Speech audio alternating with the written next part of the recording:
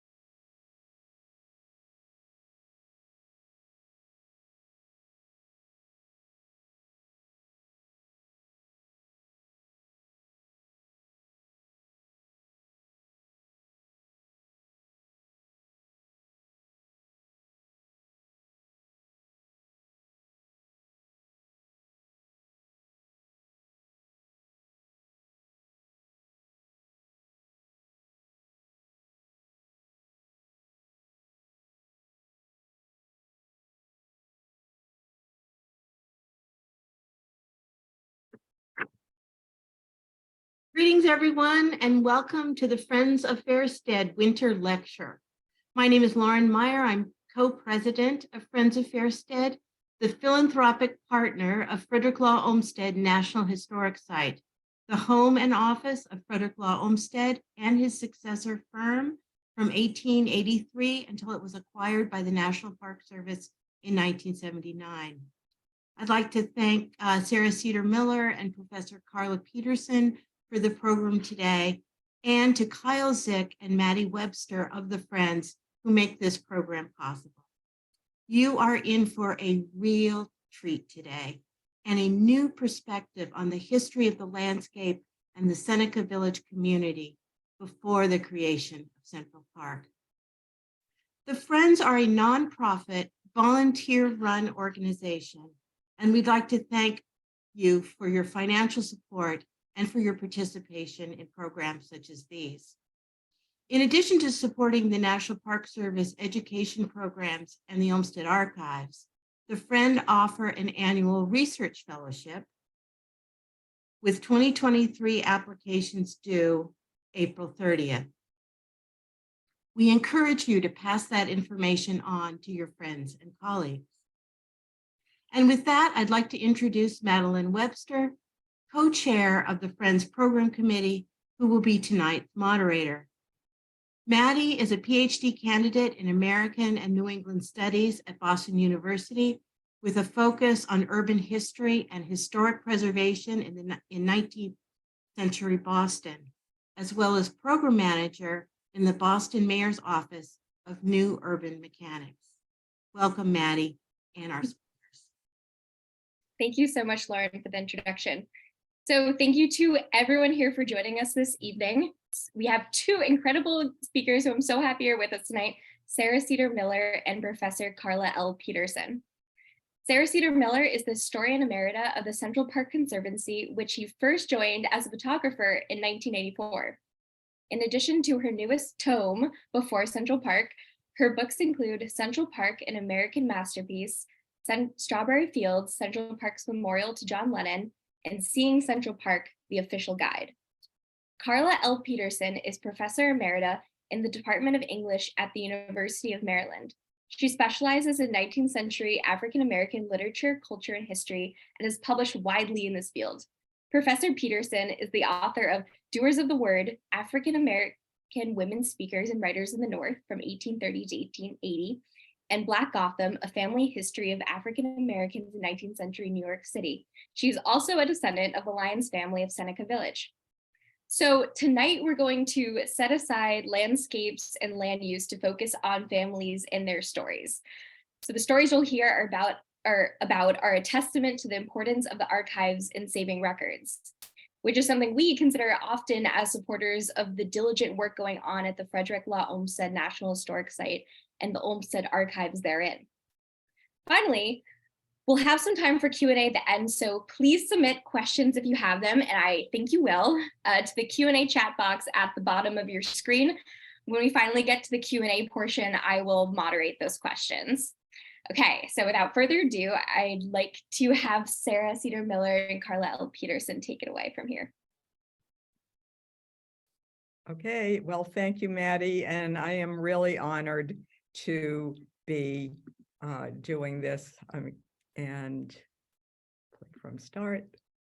I'm honored and thrilled to be asked to do this and thrilled that Carla is joining me. So Seneca Village, for those of you who have not been to Central Park or don't know where in Central Park it is, let me just give you the basics. First of all, we know about Seneca Village because of the book, The Park and the People by Roy Rosenzweig and Elizabeth Blackmar, published in 1992, who first brought to light, after a century and a half of total blackout of the whole history of the community.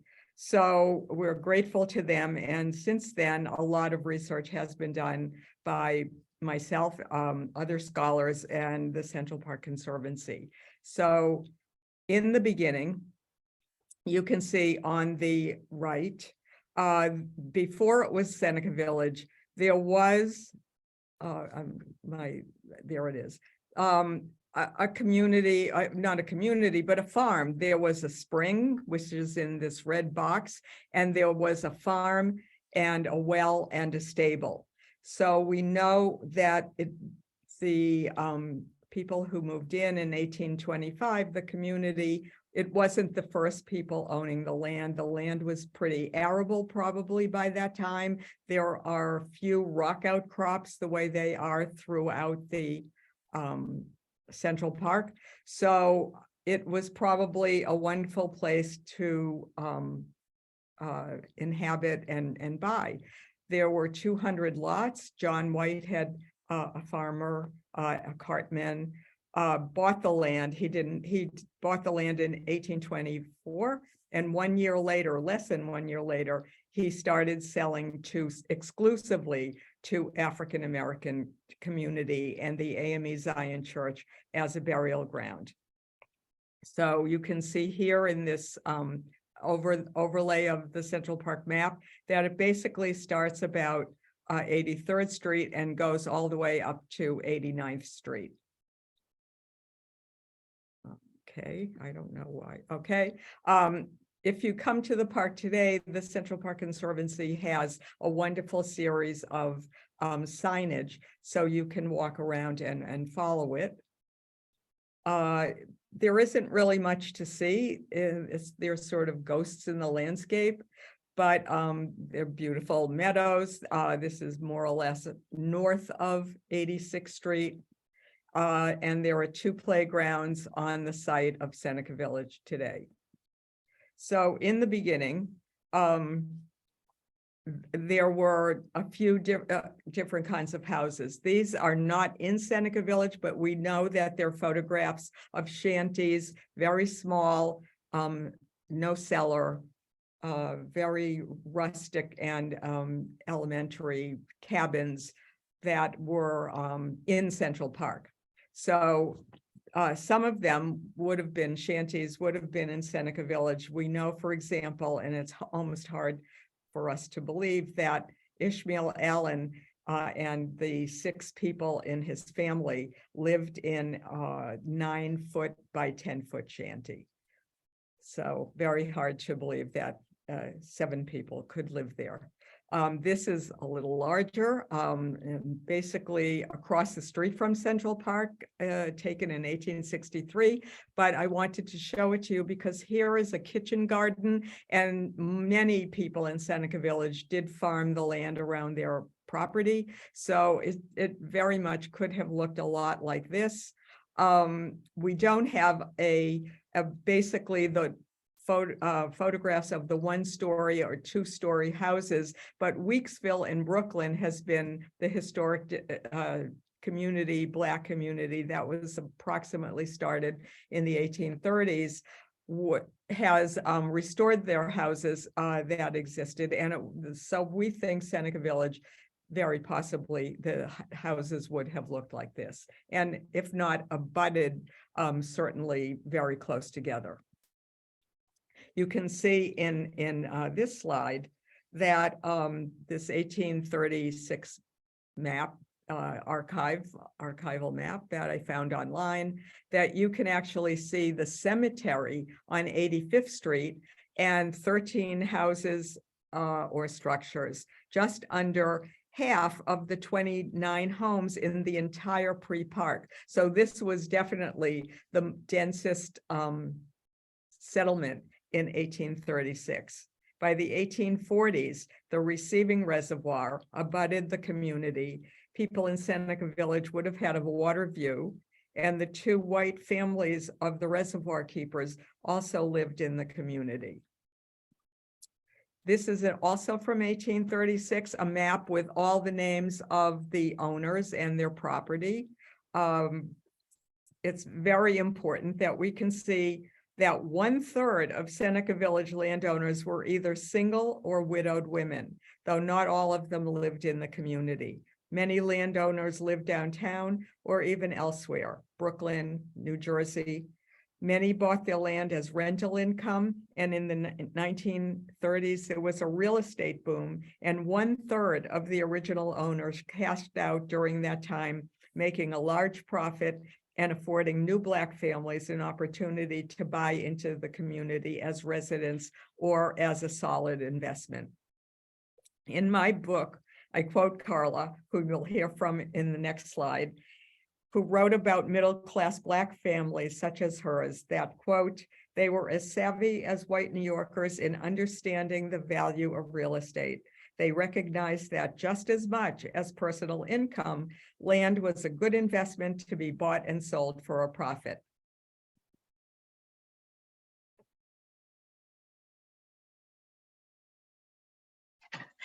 Thank you very much, Sarah. And this is where I take up. I am going to peel back a little from Sarah's factual comments to talk a little bit about methodology and trying to do Black history before I get to my family. So our interest is in, Sarah and my interest is in what a friend of mine called social geography.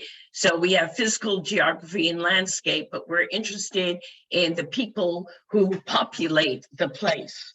So that is about my the story of my family, my great-great-great-grandparents, and also great-great-grand-uncle. But I wanted to start with some of the problems that we face as historians as researchers doing Black history. And one of them is what a critic, Michel Wolff-Trouillot, has called the problem of silences in his book, Silences of the Past. His name is, Michel Wolff-Trouillot. So he identifies 4 kinds of silences. One is the silence of the sources, which is saying people simply don't exist, or they don't have a public presence, they don't have a life. The other is the silence of the archives. Okay, these people existed, but we can't find them, and nothing has been recorded in the archives, so we don't know their story. And this, of course, then leads to the silence of the historical narrative. There's history that we cannot write because of those silences. And finally, the silence of history, the history that comes down to us. So what Sarah and I are trying to do in our work is to really uncover those unsilence the silence, and make the archives speak. And when we got together to figure out what we were going to do for the talk, we decided that we would focus on women, Black women, who are perhaps the most silenced group of them all.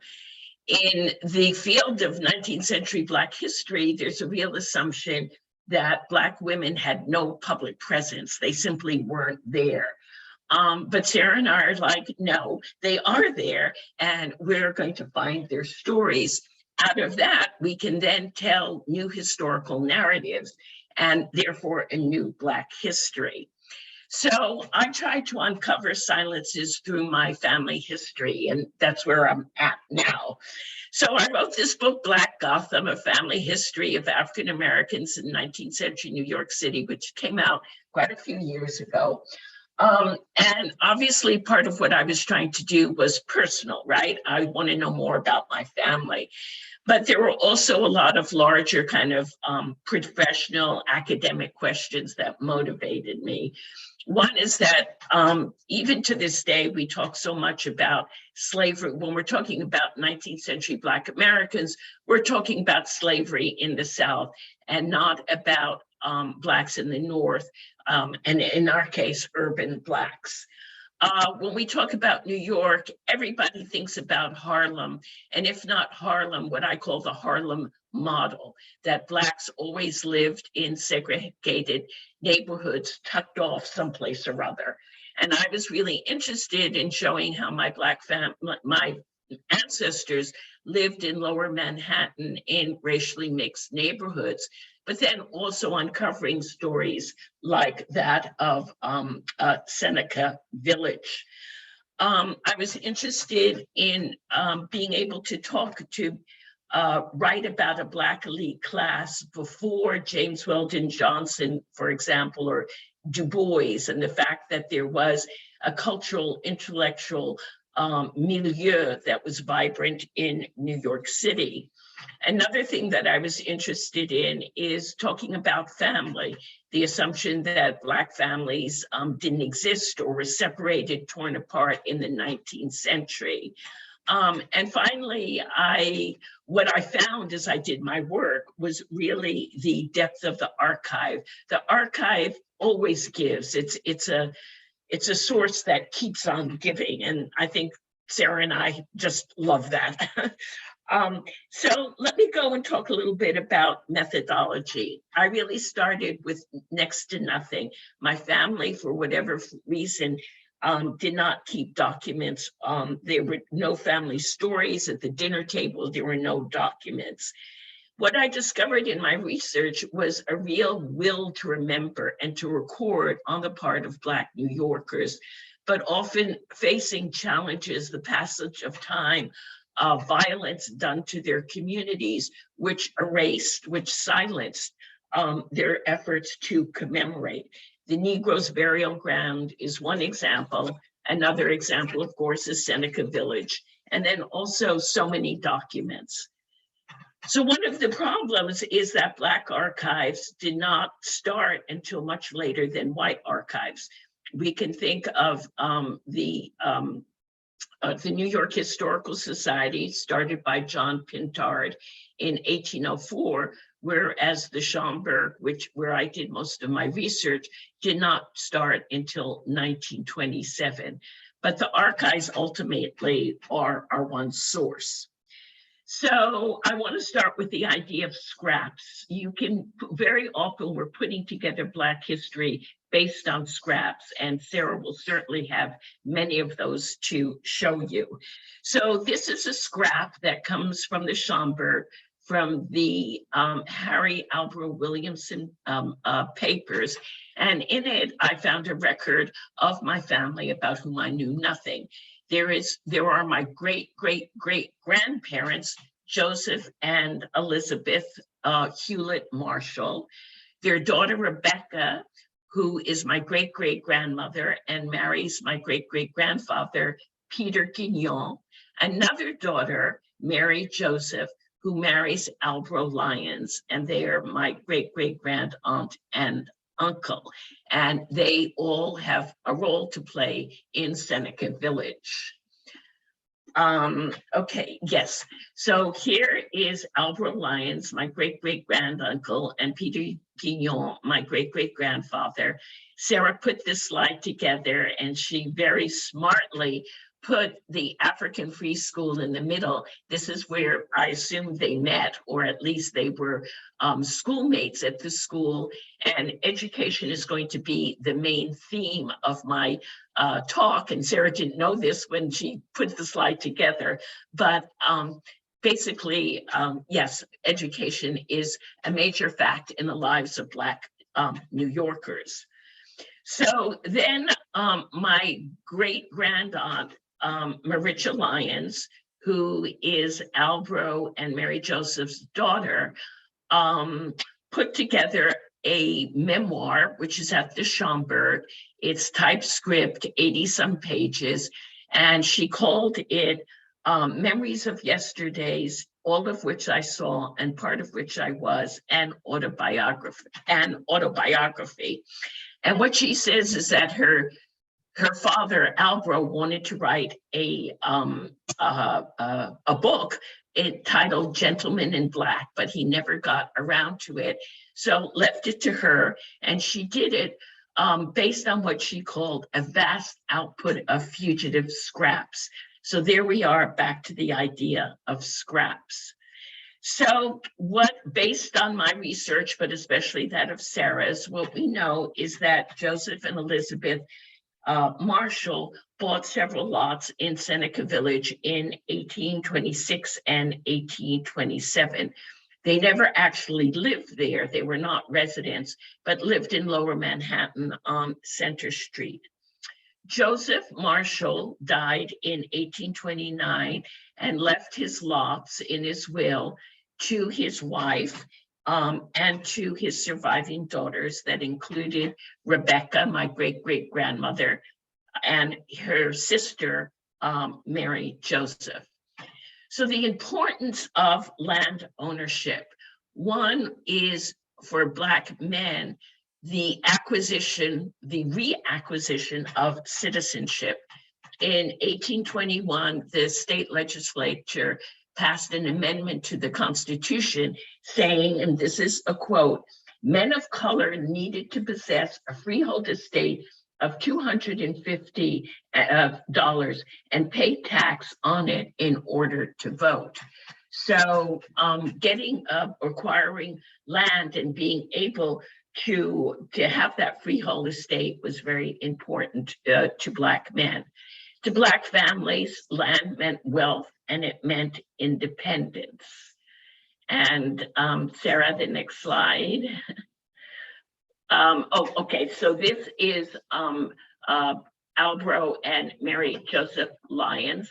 And in the background, you see the typescript of Maricha's memoir. So the next slide. So here it's a very faded, impossible to read scrap, but I found it somewhere in the archives.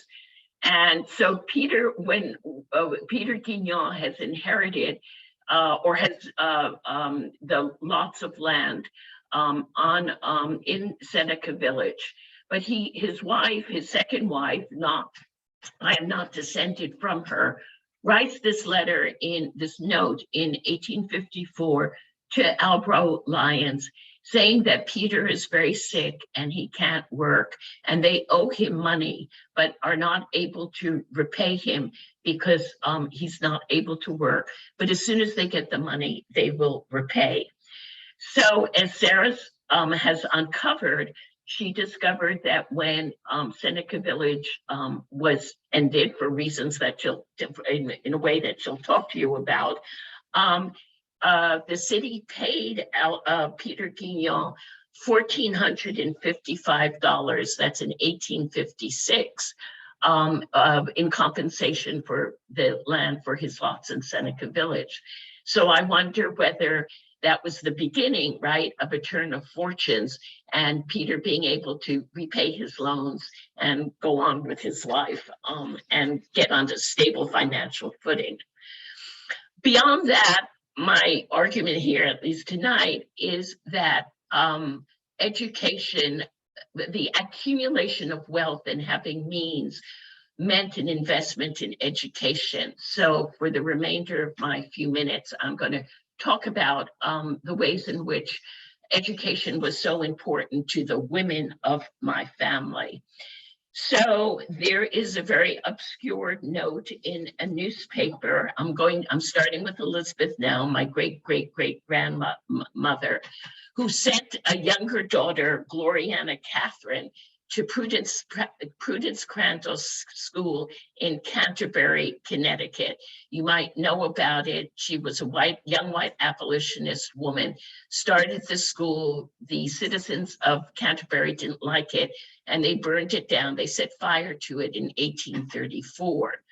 A man who Elizabeth knew, a man by the name of Frederick Olney, was charged with having set the fire, although he was actually the one who was trying to put out the fire. And there was a court case, and Elizabeth traveled all the way up to Canterbury in order to testify at his trial. The next one, her daughter, Mary Joseph, was also very involved in issues of education. The Lyons family leaves to go to Newport, Connecticut after the draft riots of 1863, and they're there for a number of years. And at that point, the school system in Newport, Rhode Island, is segregated.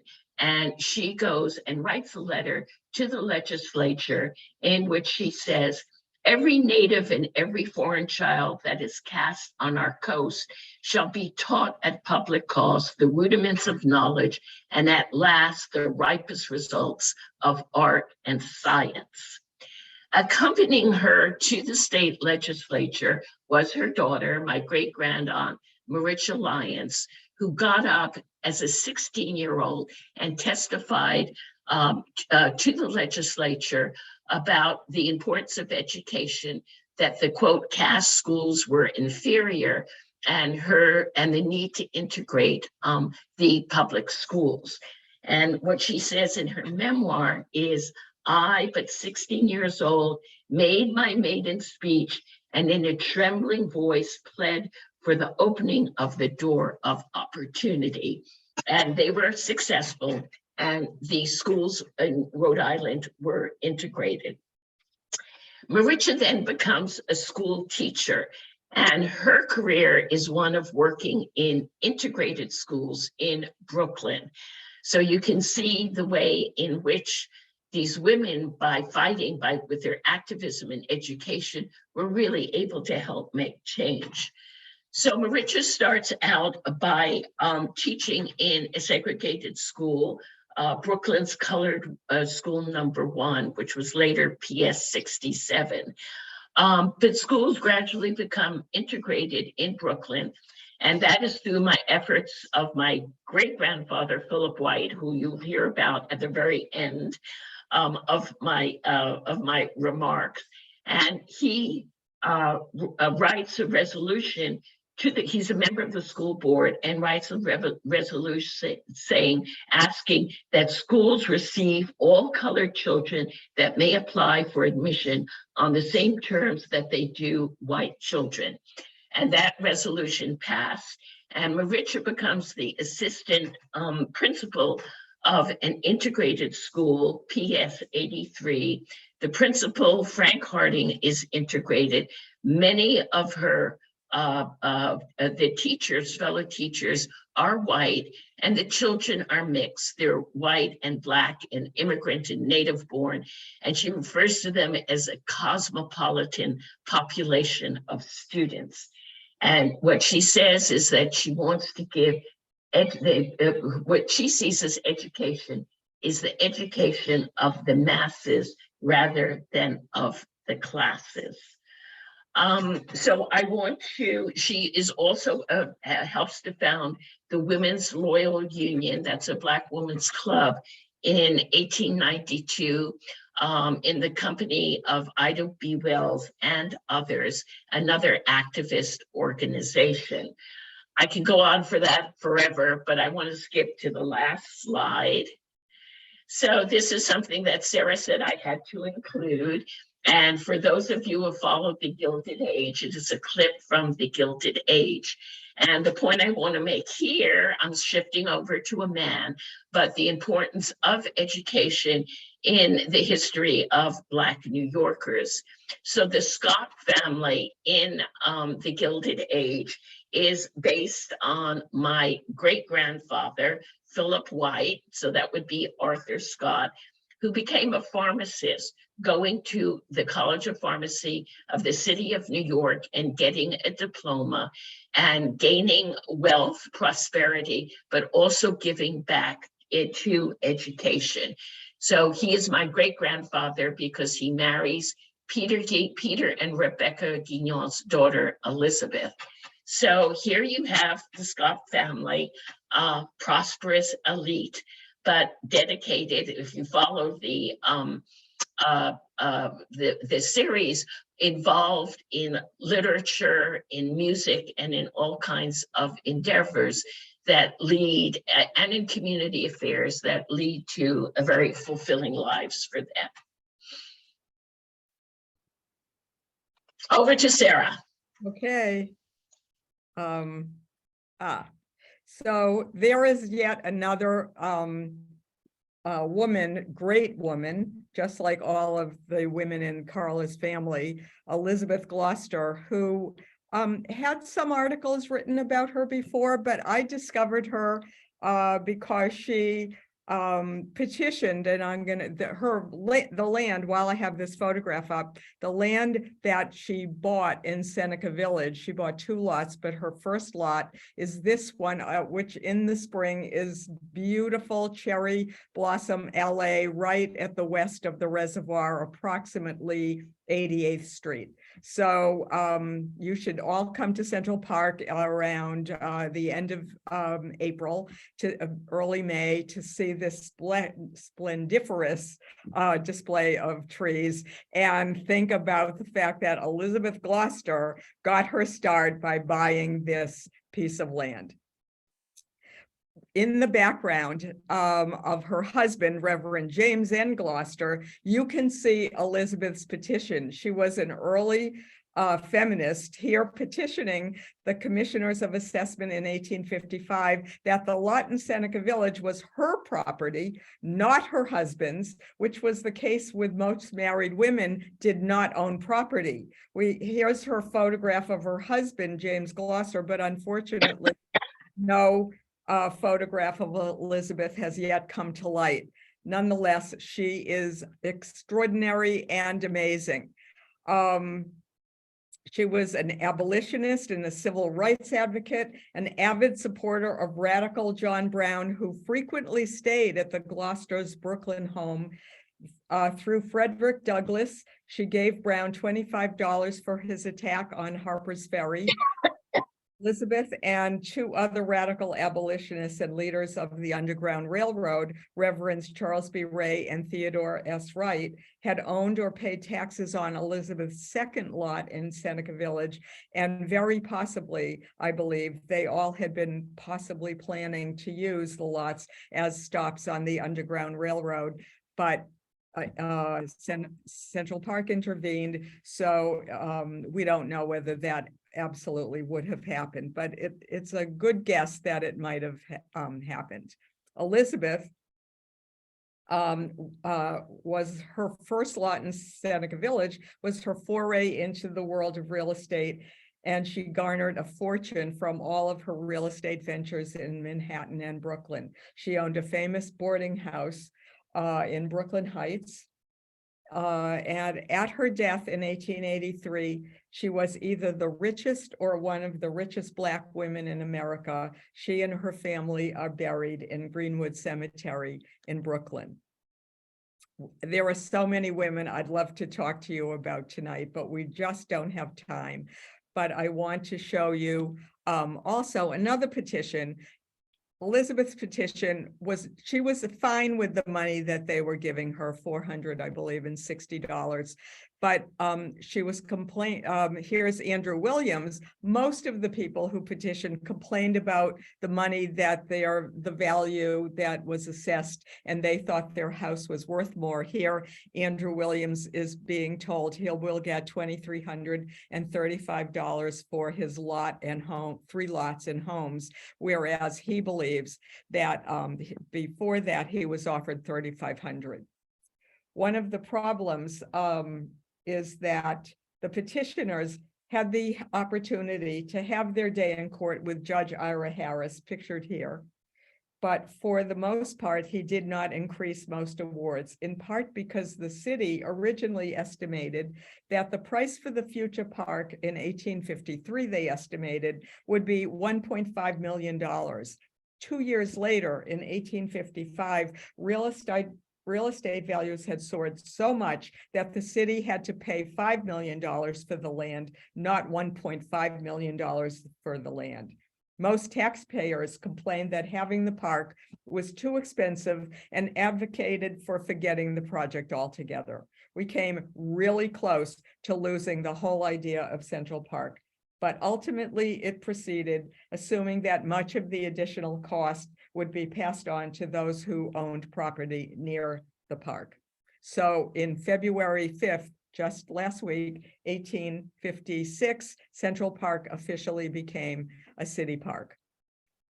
So we knew that it cost $5 million to buy the land, but what did Elizabeth Gloucester get? And what did Andrew Williams actually get? And what did the hundreds of people who owned land in Central Park get? I drove everybody crazy in all the archives in New York City trying to find out the answer, and they all looked at me like deer caught in the headlights. So I finally, one day, I drove them all crazy, and one day up popped this photograph of these books on the left of the screen, and the ones above the blue paper are the releases of all of the owners who owned land in Central Park. And from that, we could finally find out, put it all together. Some are missing, but we could put it all together and finally find out how much everybody got. So here's one page next to the picture of the books. In the middle is the page of Elizabeth Harding McCollin. She was the first woman to buy land in Seneca Village. And for her house and lot on 86th Street, lot number 37, she received $1,550. That was quite a lot of money. I believe she got $740 for her land and $810 for her house. So for $810, that was actually a considerable amount of money. The land was also valuable because 86th Street was an avenue, and houses that fronted on avenues were far more expensive and valued than houses in the middle of a block. So I added everything all together, and it came to, I gridded it out from 59th Street to 106. Remember, we're not talking about 110th Street where the park ends now, because the land from 106 to 110 was only purchased in 1863. I don't know if we have those numbers, but we do have these numbers. And the way it works is, if you had a house on an avenue, as I said, your house was more valued. If you had a corner lot, it was even more valuable. And if you had a house in the middle of the block, those are the middle third of each section, not as valuable. And so I added it all up and looked at the numbers, and the numbers revealed exactly how the discernment was determined. So in 59th Street got the most money. It was closest to the developing city, and the people at 106th Street had the least money. It was furthest away from the developing city, not as valued as it was in 1855, the land that was closer to the city. And so some people actually got $2,000 for a lot on Grand Army Plaza and near Columbus Circle, even though that land was some of the poorest, swampiest, rockiest land in all of Central Park. But it marched uptown how the land was valued. So the people in the 60s got more money than the people in the 70s, who got more money than the people in the 80s, which is Seneca Village. And those people got more money than the 90s and the hundreds. And so I looked at all of the land. We know what was nice, what was cultivated, who owned it, whether they were rich, whether they were poor, whether they were Black, whether they were white, their social status, their social standing, and it all came down to one thing: location, location, location. Just like real estate today, nothing has changed. Manhattan, ever since it was founded in 1626, has been all about real estate and the location, even more than the quality of the land was valued. That is what happened. And so we know, was it fair? And we're going to go back to Elizabeth, who we know was very savvy about real estate. So in 1855, she received $460 for her lot on 88th Street in Seneca Village. Across the park and only a few blocks up in 1856, she bought another lot between 5th and Madison on 99th Street, today's Mount Sinai Hospital, for $450. That was the going rate for a lot on the east side. And in fact, that was fair market value. Remember, eminent domain is in the Constitution, Article 6.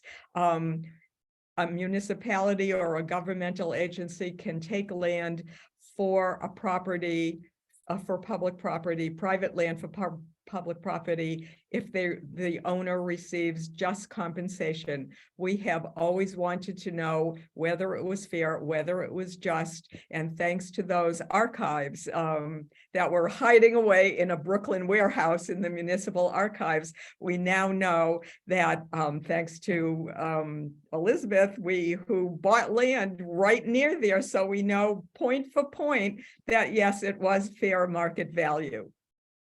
And so both Carla and I'll speak for her too, want to thank you. These are our books, and please buy them, go to the library, get them, whatever. For additional stories, ongoing research, and any questions about my book, you can email me at beforecentralpark.com, and also smiller@centralparknyc.com. And you should all go on the Conservancy's website, centralparknyc.org. I'm sorry, smiller@centralparknyc.org, and go to the centralparknyc.org, the Central Park Conservancy website, for more research and more information on Central Park.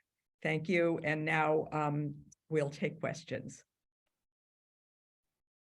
Awesome. Thank you so much, Sarah and Carla. That was amazing. So yes, please, first of all, everyone, you just heard a lot. You're digesting it. Feel free to submit your questions to the Q&A. I saw a couple people were raising their hands. We're not going to do questions that way. So if you had a question, submit it through Q&A. Robin says she doesn't have a question, but thanks to you both. All right. So first off, we have a question from someone who would like to know if you know, Sarah or Carla, the origin of Seneca Village as a name for the settlement. I do. I mean, I'm guessing, but people, what I can tell you, because I have read every deed, every governmental paper, every newspaper, you name it. I won't go into the thousands of archives that I have looked at, and never once in any of those documents was the word Seneca Village mentioned. So I have a theory. The first time it was mentioned was in a book by Reverend Thomas McClure Peters. And Thomas McClure Peters was a reverend at the mission school of All Angels Church in Seneca Village. And the word Seneca appears in his 1873. So that's a long time after the park had taken over, the people were evicted, and Seneca Village, was a thing of the past. So McClure Peters met, probably walking around there, Egbert Ville, who was a surveyor who was trying to do a plan. He was an engineer, West Point educated, and he was trying to do a plan for Central Park before anyone else. He wanted to be first, the first designer of the park, and he walked around and probably met McClure Peters, who was in Seneca Village, and through an obscure but very intrepid reporter of the New York Herald, who spied on Egbert Ville's plan for Central Park that's now lost to history. The one thing he mentioned in his article about Ville's plan, that most of the roads and pathways in his plan were named for counties in New York that had Indian names. That's exactly what he said. And I went to school in Syracuse in upstate New York, and the word Seneca, I went, oh my God, Seneca. So probably the area around where Seneca Village, that we now call Seneca Village, was probably other people had a much more derogatory word for Seneca Village, and the Reverend probably did not want to use it. I'm guessing it was, impolite. He was very beloved, Thomas McClure Peters. Elizabeth McCollin, whose paper you saw, who got the $1,550, she left part of her inheritance to him. People in Seneca Village named their children after Thomas McClure Peters, and so I suspect that he didn't want to use the familiar, very derogatory term for the village. And so instead he was looking and searching, and here comes Ville, who, and he says, Seneca, okay, and he names it that. It's my guess. It's only a guess, but I think it's a very educated guess, if I may say so. Also, we're pretty desperate. But what I do know is that no Black person ever referred to Seneca Village in their writing. And so I suspect it was the thought of a white reverend who named it in order to be more polite to his community that he served. And we know Maricha Lyons wrote that her family owned 4 lots in what is now Central Park. If Seneca Village had had a name, she would have used it. And Elizabeth, Andrew Williams' daughter, Elizabeth, she was testifying in a court case talking about her family's property, and she called it Yorkville, which is where that part of New York was located. And so if it had been Seneca Village, they would have used those names. I think I'm right, but of course I can't prove it. Great, thank you, Sarah. So we have so many questions coming in.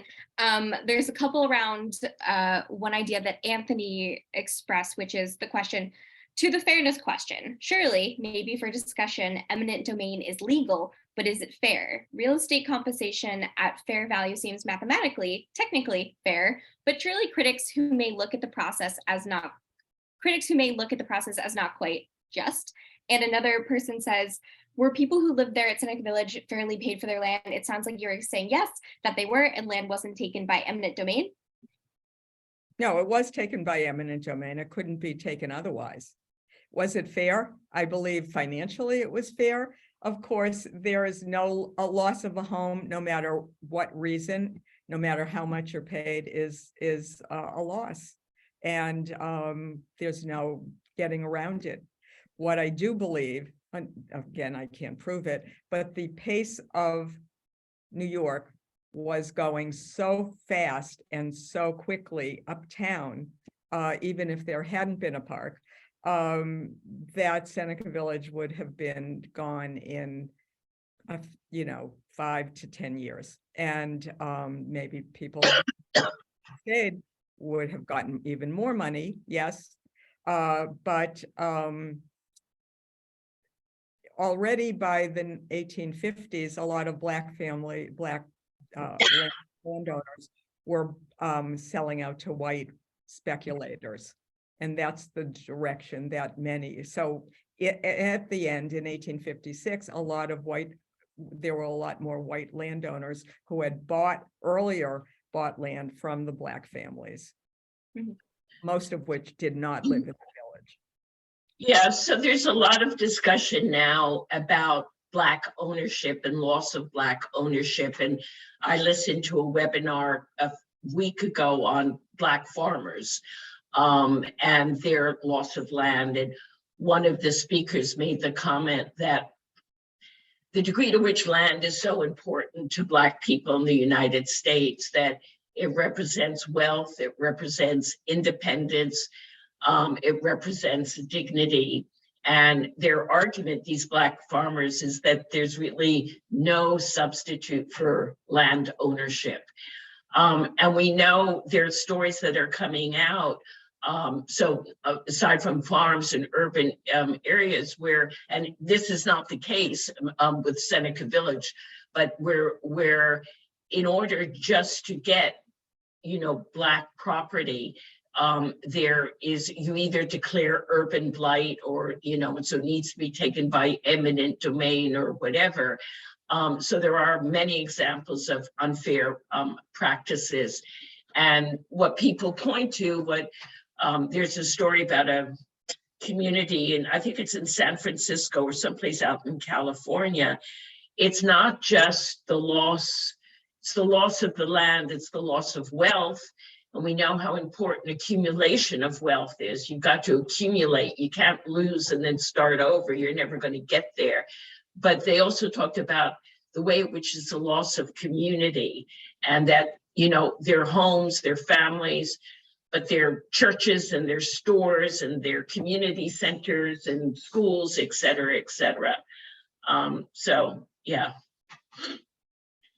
Thank you. And follow up, was there any, this is from Kate, was there any organized resistance to the sale of properties and the dismantling of the community?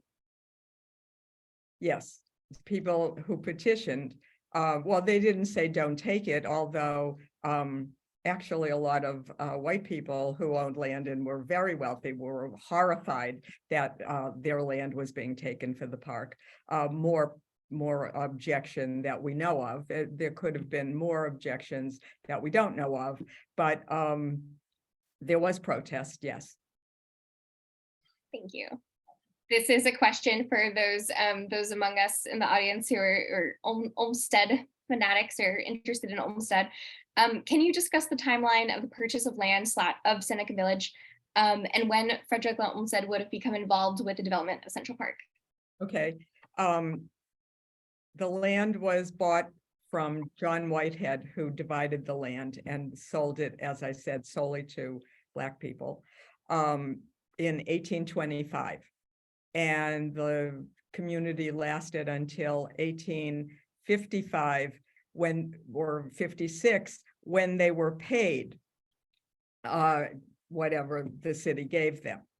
Then Frederick Law Olmsted comes in a year later, 1857, September 11th, actually, an odd day for him to have gotten his job, but he comes in then and is a superintendent of all of the land and has to clear the land and has to clear away the houses that are all going up for auction. So the first thing was that the houses were either the beautiful big houses, and there were several in the park, were chosen, bought by the city. The city bought all the homes, and the city owned all the land by 1856. And then Olmsted comes in, and he is part of the supervision of an auction for all of the homes. And if you wanted your home back, which several people did, including, I believe, All Angels Church, which was part of Seneca Village, you could buy it back, which they did for $200. They got $4,010 for their land and for their church, and they bought it back to the city for $250. And so people, then they had to move it. I don't know how much that cost, but people did buy back their property, or people came in and bought the homes that were for sale for auction for the highest bidder. That was through the charter of the city, that's how you had to dispose of property that the city owned by, no favorites, and it had to be a fair auction. And so Olmsted, one of the first things he had to do was help preside over that, clear the land and clear off all the, what broke my heart was the fact that he and his people would tear down all the orchards. And, there were hardly any trees, but there were orchards, which people were growing fruit all over the park, a lot. There was something like 500 persimmon trees in one place. I don't know where, but they tore them all down. And so that wasn't part of the plan. And at that point, Olmsted did not have an idea that he was going to become the co-designer of Central Park with Calvert Vaux. That wouldn't happen for almost a year. I think this question is for Carla. Alan says hello from Buffalo. And the question is whether there have been any reunions of descendants of families with connections to Seneca Village. No, not that I know of, and no. And Black New Yorkers, they dispersed in the work that I've done. They've dispersed to a much greater degree than Blacks in Philadelphia, for sure, who stayed in Philadelphia and kept in contact. And I'm not quite sure why. Maybe it was certainly there was a change in kind of residential patterns after the draft riots, where a lot of Black New Yorkers left New York and went to Brooklyn, New Jersey, whatever. But in my work, I found it very, very hard to find families that had been there with my descendants of families that had been there with my ancestors. So there has not been, at least as far as I know, there's not been any. And there's a difference in that my family, they owned property there, the Guignons and the Lyonses, they owned property, they had lots, but they did not live there. Yeah, we were able to find, I was able to read people's wills from Seneca Village, and I learned that they had gotten trust funds, someone owned 40 acres of land upstate New York.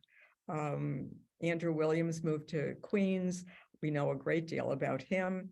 And the McCollins moved to the 19th Ward, not far from Seneca Village, and we know that too. I think more and more research coming up, we'll find out more about where they went and how they were. Excellent. Well, it's actually 7 o'clock. I'm going to write down all of the answers that we didn't get to, and I will try to somehow get answers to the people. But there's some great ones left. All right, well, I want to say thank you so much to Professor Peterson, to Sara Cedar Miller for being here. We fully appreciate the immense research you both have done and for coming and sharing it with all of us. So thank you so very much. And thank you to all of the audience members for coming out tonight to Zoom. We really appreciate you attending. Thank you. Thank you. Thank you. All right. Bye. Oh, and we have a final slide to say thank you. So take a look at it, and we hope you all enjoy your dinners and your weekends. Bye, everybody. Bye.